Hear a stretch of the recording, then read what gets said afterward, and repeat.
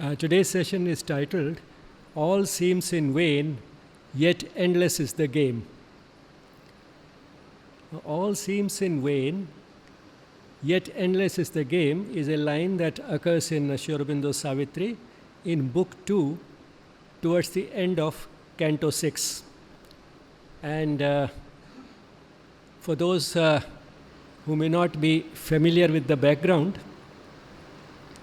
Savitri is a legend in Mahabharata, and the legend goes something like this, that Savitri, who is highly talented and beautiful, finds a partner who is to die within a year. But that does not desist her.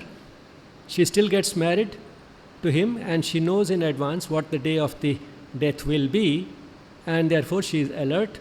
She accompanies her husband to the woods where he goes to fetch some wood. And then when the god of death arrives, she follows him, and through the power of her persistence and spiritual powers, manages to get her husband back from the god of death.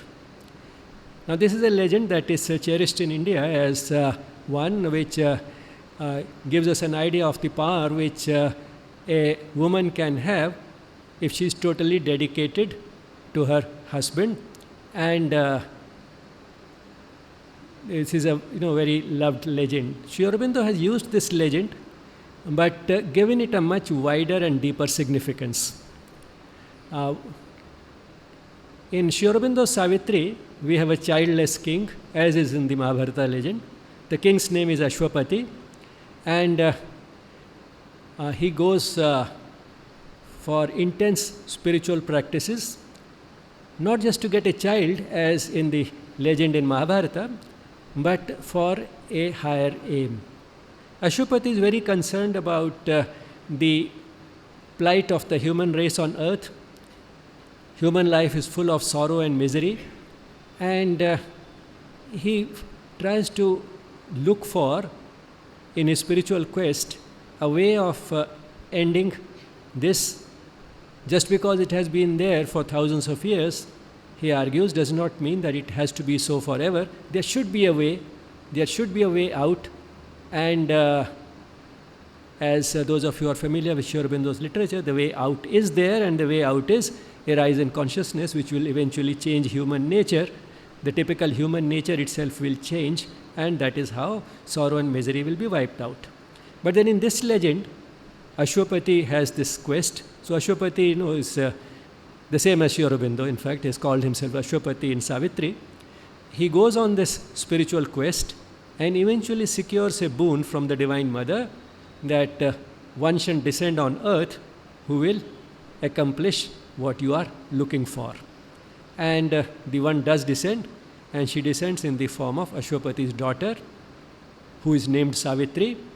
And Savitri is just as talented as she is beautiful, and finds it difficult to get a partner, because while it is very easy to admire someone who is perfect from a distance, it is very difficult to live with such a person. And therefore her father, Ashwapati, tells her, you can go and look for a partner yourself. She goes on that quest and eventually finds Satyavan, whose lineage is royal. He is a prince by birth, but then due to a turn of fate, his parents are living in exile in the forest, and he has become turned a woodcutter, and that is the form in which Savitri meets him. But that she can see that this is the person she was looking for. In fact, there is a mutual recognition between Savitri and Satyavan, and once again, Satyavan is to die after a year. But then in this story, Satyavan is more than just her husband. Satyavan is the type of human material she has to work on to engineer that shift in the consciousness of the human race. And therefore, she can't do that work without him. He is indispensable for this work. And therefore, when the god of death takes Satyavan away, she follows the god of death, argues with him, and eventually succeeds in defeating the god of death in that debate between love and death, and Satyavan and Savitri come back to earth so that her work of transforming the human race can continue. So this is the sort of turn Sri Aurobindo has given to this legend, and Savitri is, as most of you know, one of the major works of Sri Aurobindo. We look upon it as a scripture, and it runs into about 24,000 lines in blank verse, which is both a literary feat and also a delight for the soul, because it is not just a spiritual literature as literature. It has Sri Aurobindo's experiences in the form of Ashwapati's experiences. It has the mother's experiences, which are as Savitri's experiences here, and it has a total guidance to sadhana. Now, coming back to this line, which is in Book 2, Canto 6. Book 2 occupies around 200 pages in this 700 pages of Savitri, which means about 1/3 of Savitri. And it's a major portion. What is it? It is titled The Book of the Traveler of the Worlds. Now, what are the worlds through which this travel is, and who is traveling? The traveler is Ashwapati, and the worlds that he is traveling are the worlds other than this one. Now, why this is important is because when we live in this world, we keep hearing that life is a game. And that makes us feel, if it is a game, do we really have to take it seriously? But then when we learn that this game is part of a bigger game, it's a game within a game. The world itself is a game, the game of the divine, and we call it the Leela. So then, it fits into a certain perspective, and our view of this game changes. But then if we come to know that the game in the world is a part of a still wider and bigger game, in which it is not only just this world, but there are many other worlds, many worlds other than this one also included, then we get a very wide angle view which can change our perspective completely. And these other worlds, the worlds other than this one, is something which is occult knowledge. It is knowledge that has been seen by the rishis, and they have sometimes given us some glimpses of those other worlds in words. And that is what Sri Aurobindo has also done in this book of the Traveler of the Worlds. Now, these other worlds, that is the worlds other than the planet Earth, are different from this world in one distinct way. In this world, good and evil are mixed up thoroughly. We have extremes of good, extremes of evil, and a lot in between. But in those other worlds, the good and evil are relatively segregated. Each world is relatively uniform in terms of good or evil.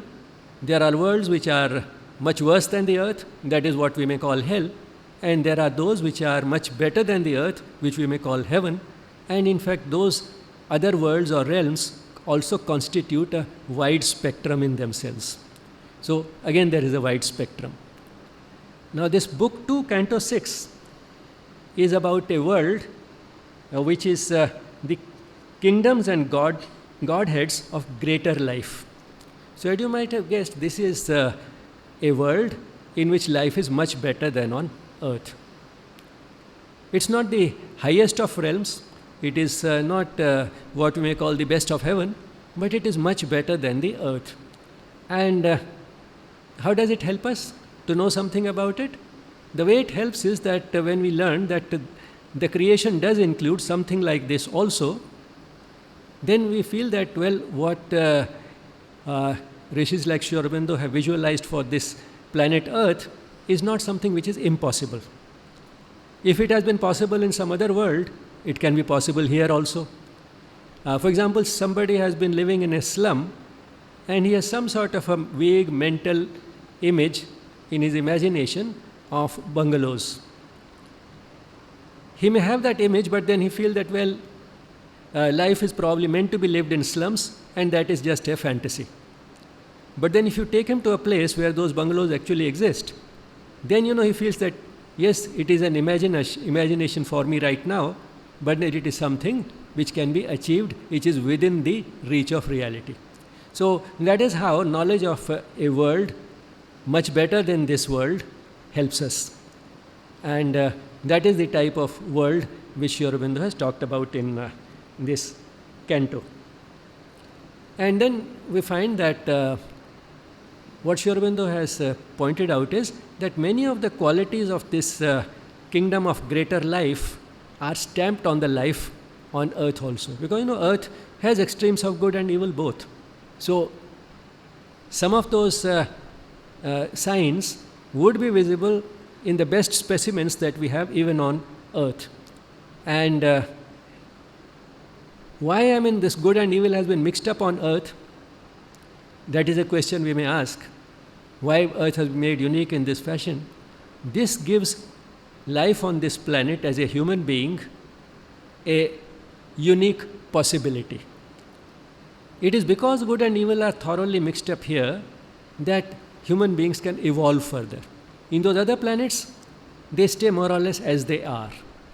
And that is why those souls living in those other worlds, even if they are better than this earth, even if they are relatively uniform and they can live a blissful life there, they eventually keep coming back to this world again and again so that they can evolve further and then qualify for a still better realm when they go back from here after death.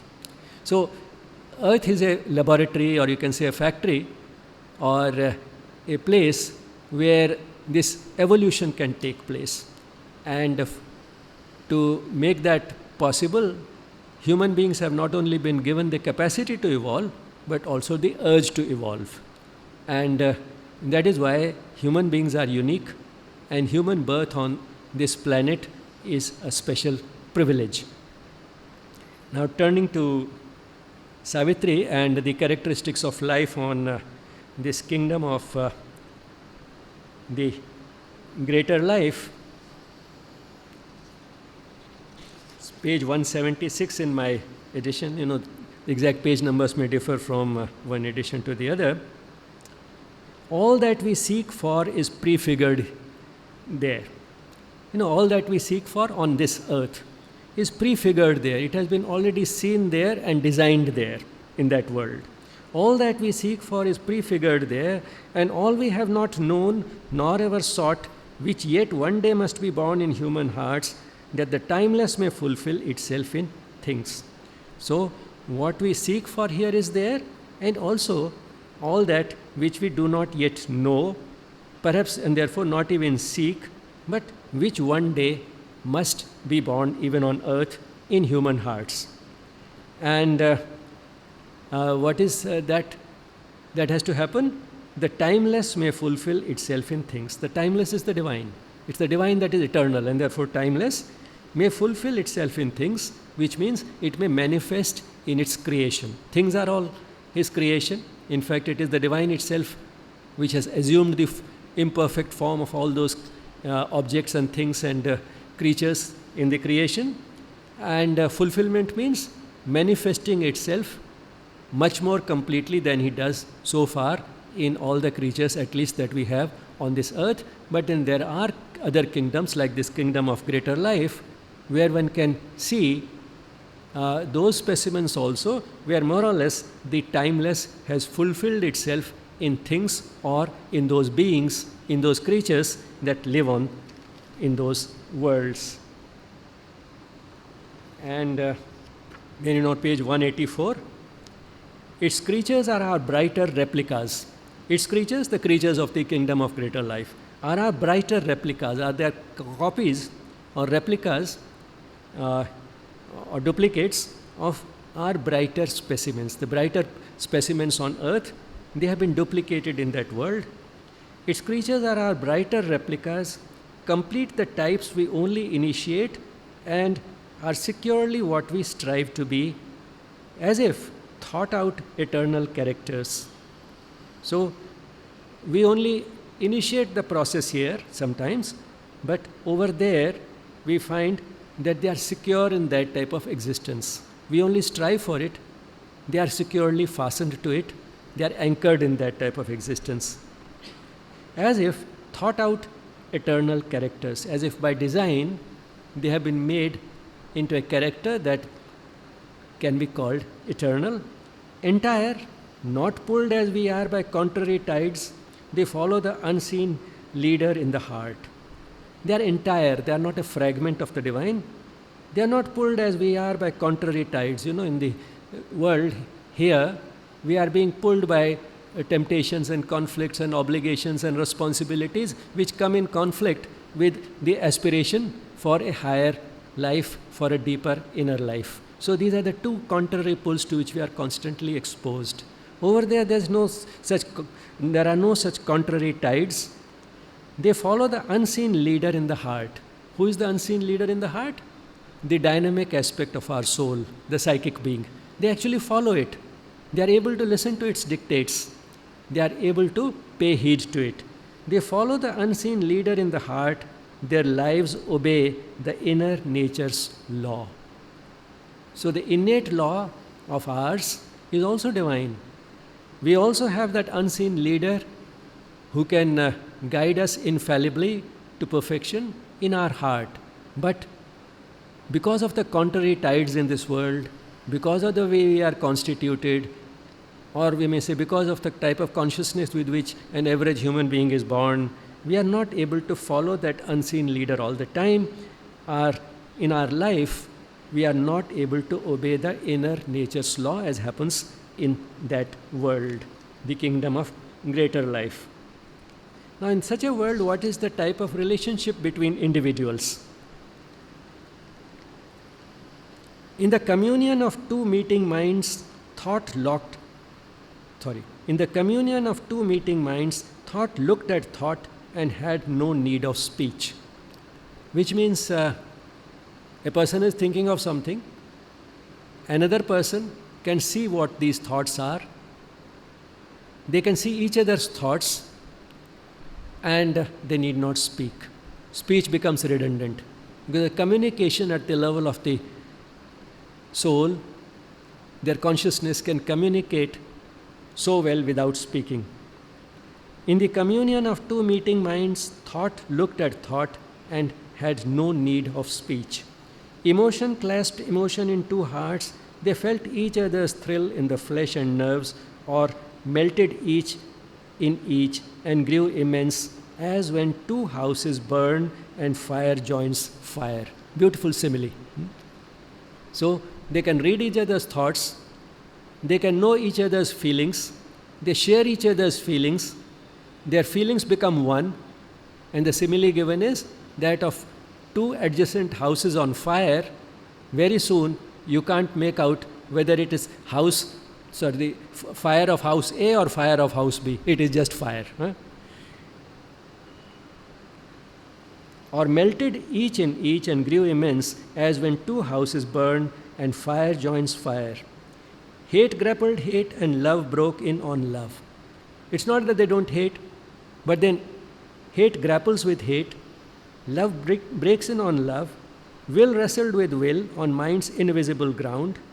So they have conflicts, but then they have that sense of understanding, that sense of oneness, which makes it easy to grapple with all these things.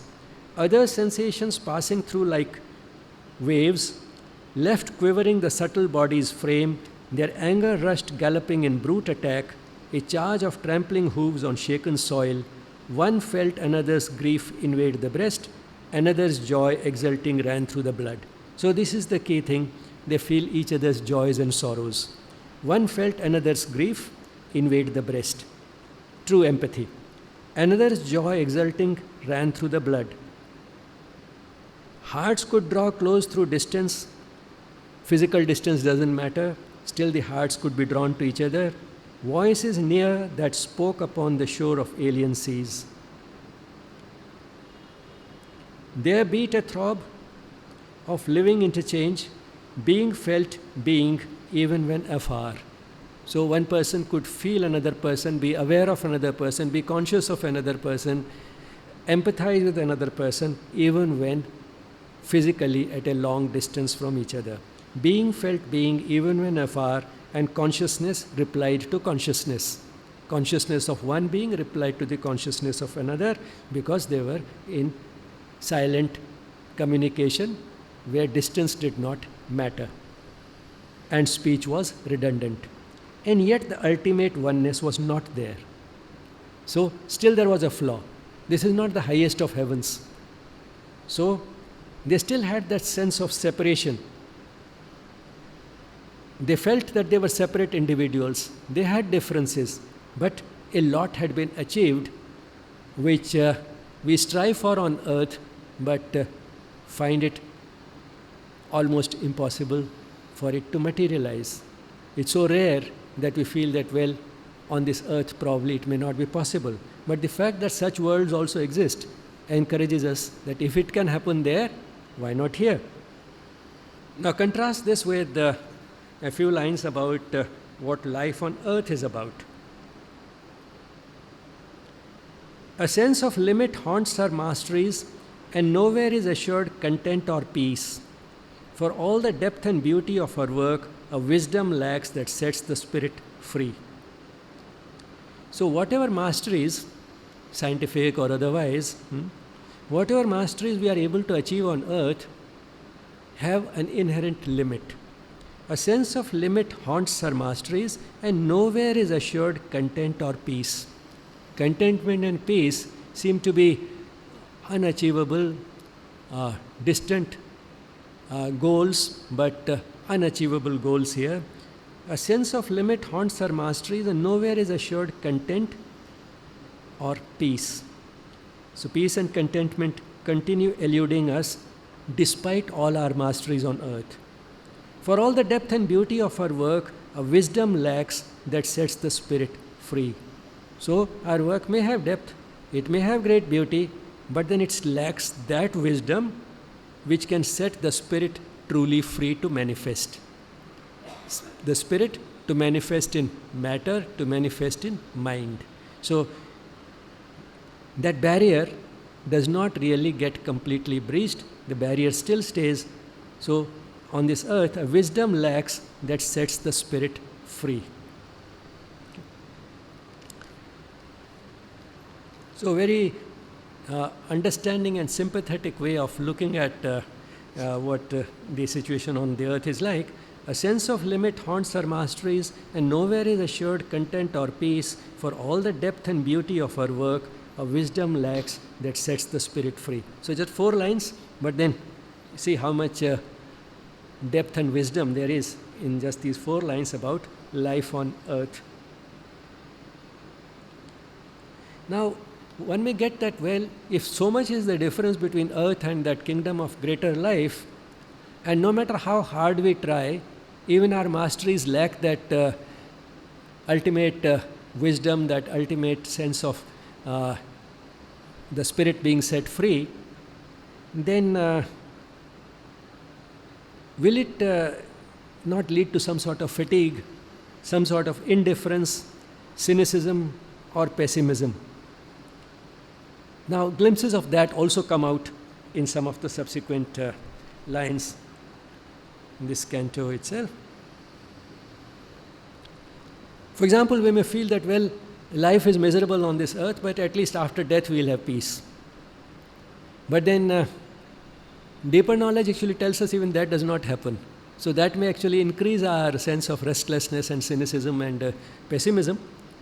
Death is a passage, not the goal of our walk. Some ancient deep impulsion labors on. So death is a passage from one station to another. It is not the goal of our walk. Some ancient deep impulsion labors on. That what is that ancient deep impulsion? That the soul has to evolve to the point where it manifests the divine completely. So that impulsion labors on. Our souls are dragged as with a hidden leash. So we have no choice, which means even suicide doesn't help. Even after that, we'll be brought back here again to continue the journey. That hidden leash will keep bringing us back here. Our souls are dragged as with a hidden leash, carried from birth to birth, from world to world. So the soul is uh, tied to that leash which keeps transporting us from birth to birth, from this world to some other world, back to this world, again some other world, and so on. Our acts prolong after the body's fall, the old perpetual journey without pause. Through our own actions, through our own karmas, we keep prolonging this journey. The journey could perhaps be shorter, but then because our actions are of the type that it's always one step forward, two steps backward, and sometimes two steps forwards, one step backward, the journey itself, the journey becomes longer because of our own acts. Our acts prolong after the body's fall, the old perpetual journey without pause. Seems as if there is no pause and the journey would just continue. In a few lines later, so much has been talked about how we can escape from this misery in this world. But then, how ineffective all those ways are. 100 ways to live were tried in vain. Not that efforts have not been made. A sameness that assumed 1,000 forms, so everything remains the same in spite of all the change. Strove to escape from its long monotone and made new things that soon were like the old. So we keep coming back to the same after all those trying all those new things. 100 ways to live were tried in vain. A sameness that assumed 1,000 forms strove to escape from its long monotone and made new things that soon were like the old. A curious decoration lured the eye. We get tempted by a little bit of decoration, tinsel glamour here and there. A curious decoration lured the eye, and novel values furbished ancient themes to cheat the mind with the idea of a change. So, we are told that yes, this is something different. Now there will be a change. But that is just a lure. And what actually happens is that still things remain the same. A different picture that was still the same appeared upon the cosmic vague background. So there is apparently a lot of change. Many new ways are devised, and yet everything remains the same. So this type of cynicism also is quite natural, and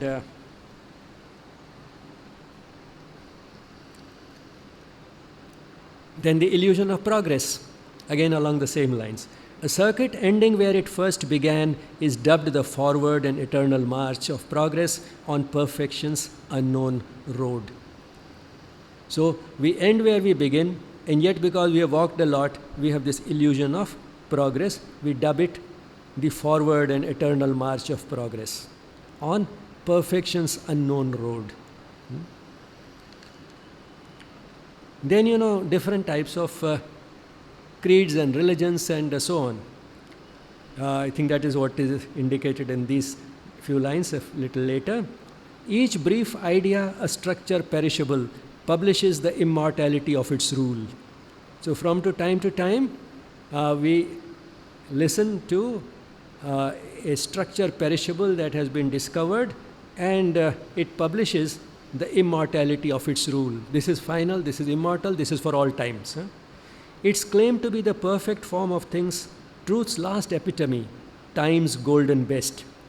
But nothing has been achieved of infinite worth. A world made ever anew, never complete, piled always after half attempts on lost attempts, and saw a fragment as the eternal whole.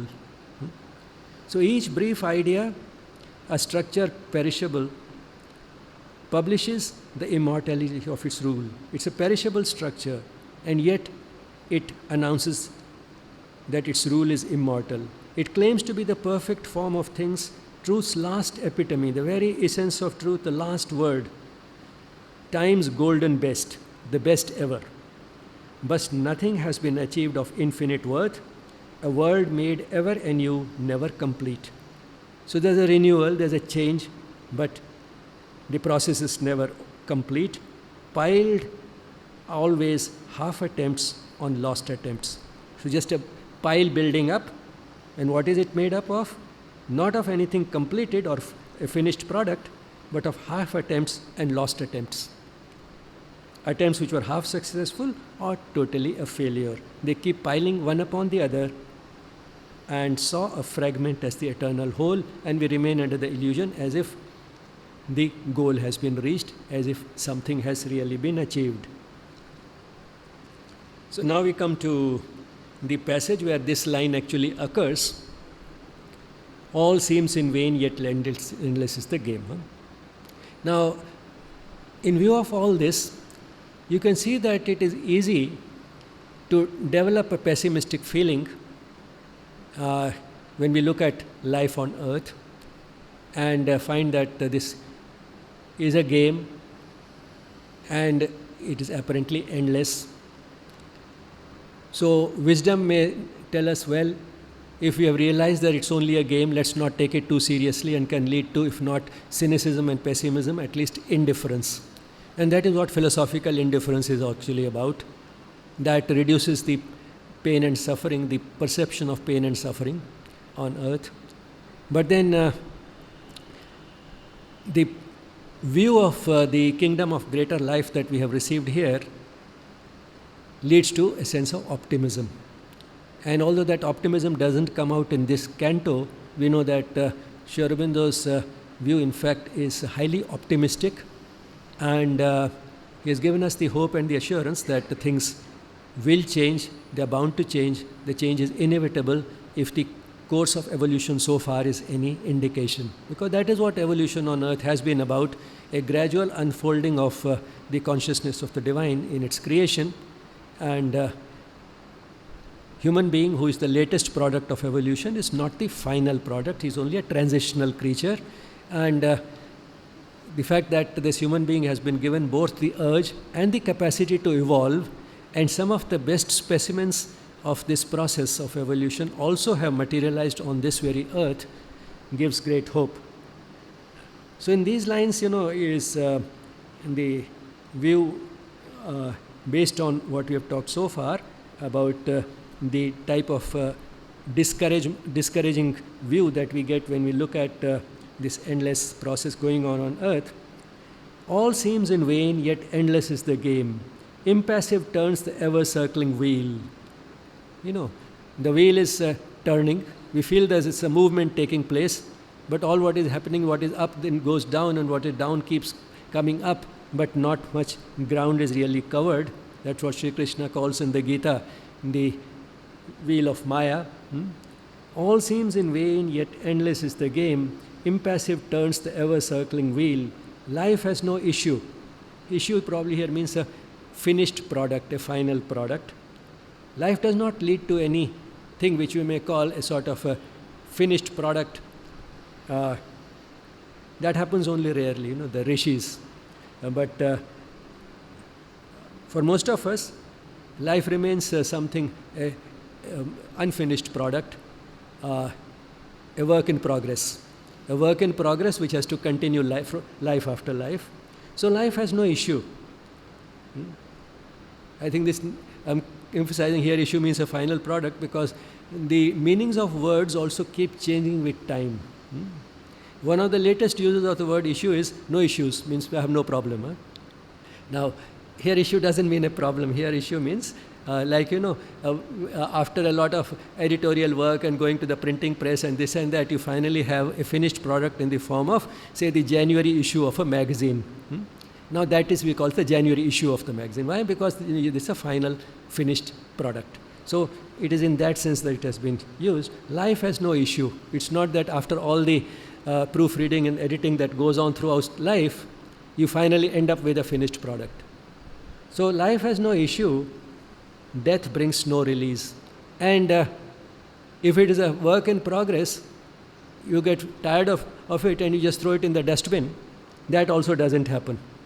So death is not like being thrown into the dustbin. Death just gives us an interlude, after which we are back here. So all seems in vain, yet endless is the game. Impassive turns the ever-circling wheel. Life has no issue. Death brings no release.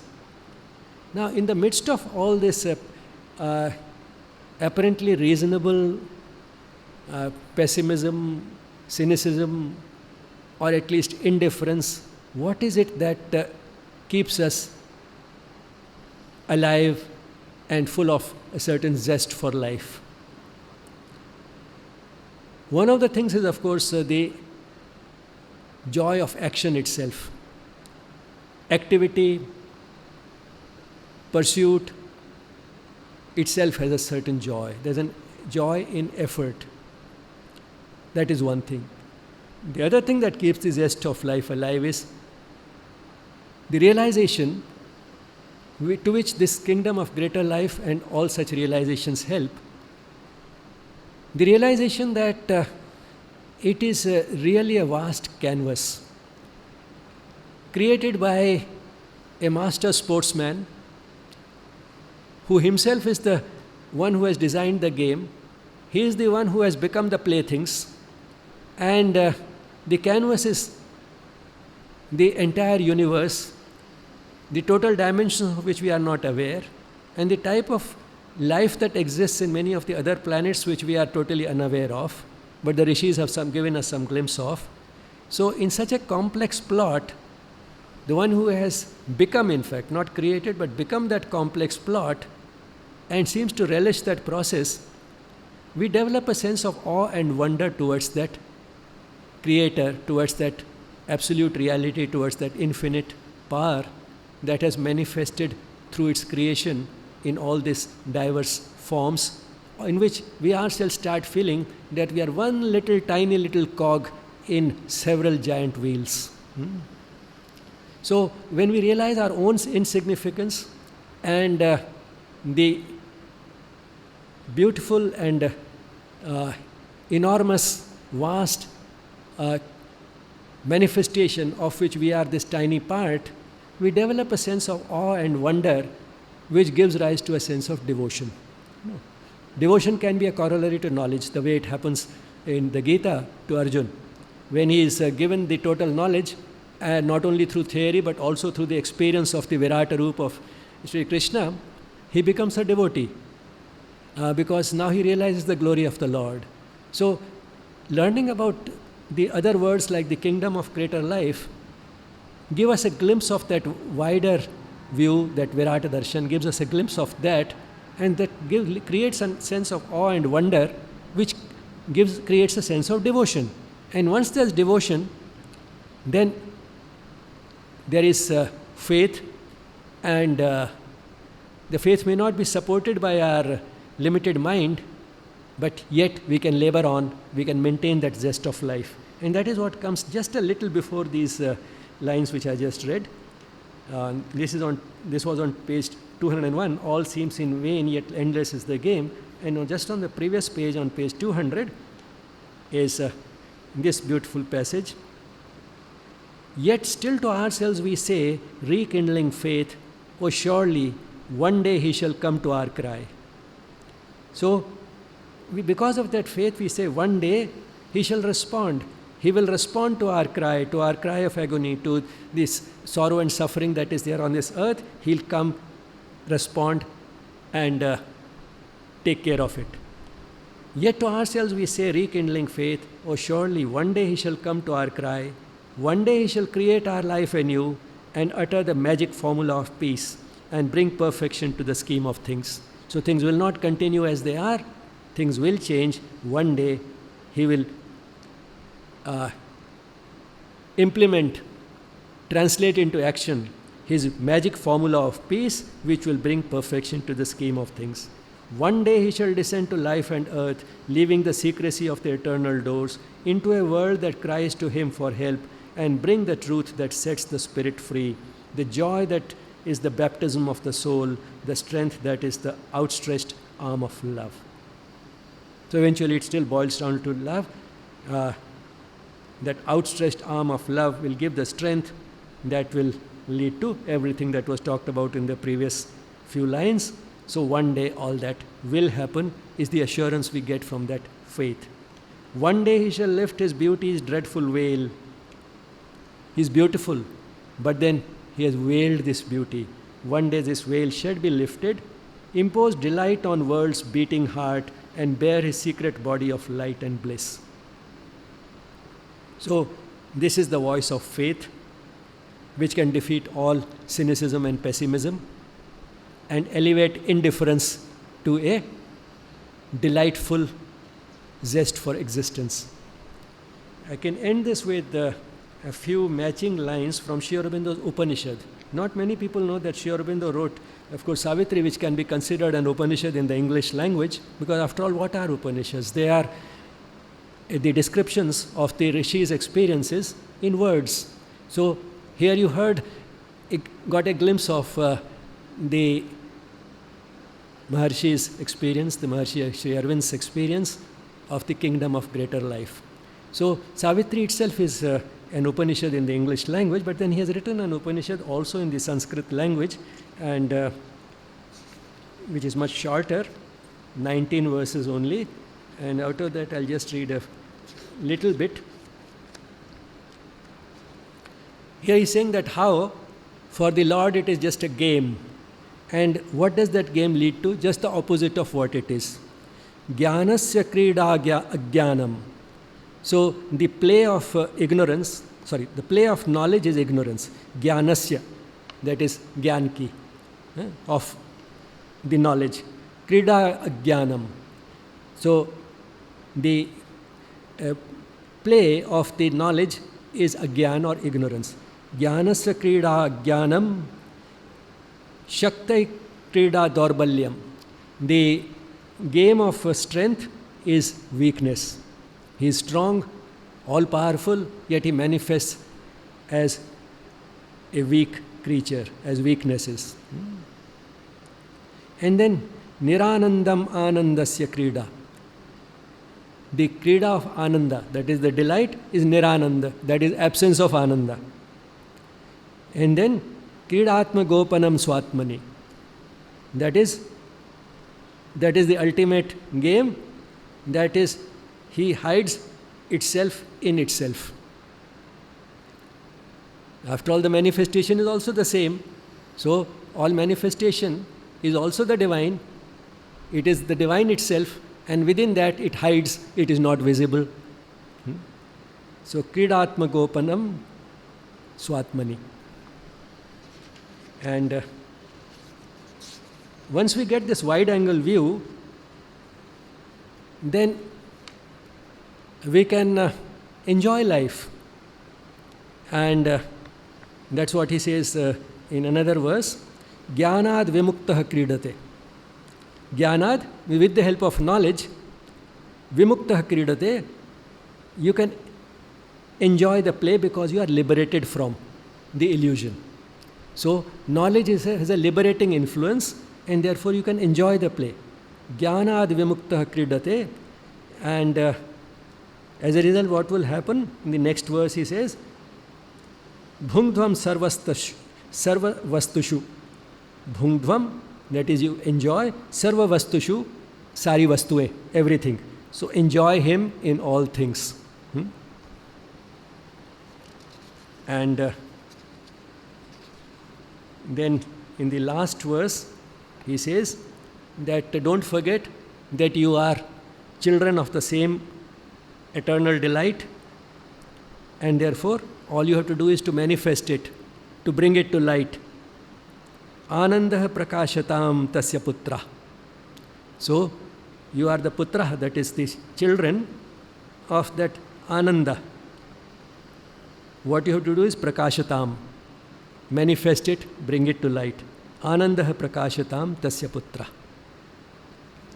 The whole, this Upanishad has emphasized the element of delight. Satchidanand has three elements. Sat exists, Chitta, that is a self-aware force, and Ananda, that is delight. This whole Upanishad emphasizes the delight aspect of Satchidanand, and therefore some people call it the Ananda Upanishad, and that's what you find in the end, the culmination, Ananda prakashatam tasya putra. So don't grieve, don't be unhappy, try to live life according to that inner law, and enjoy the play.